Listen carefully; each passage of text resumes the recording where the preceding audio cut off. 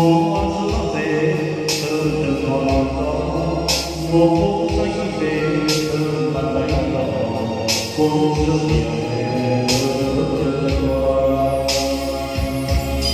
Phố xanh yêu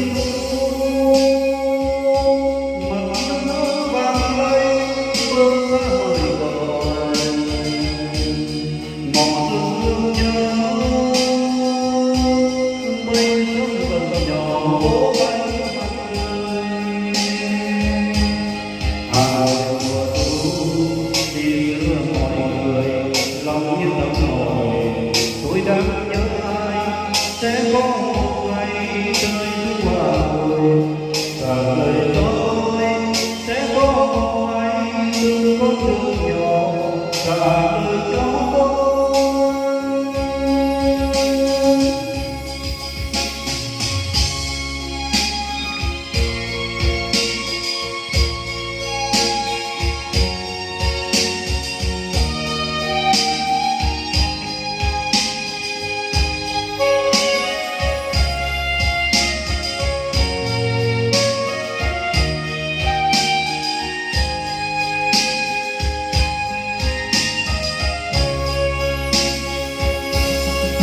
Tôi mùa thu cây cối ngồi vàng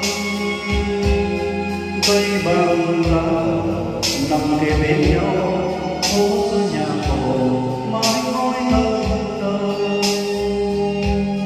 Hà Nội mùa thu mùa hoa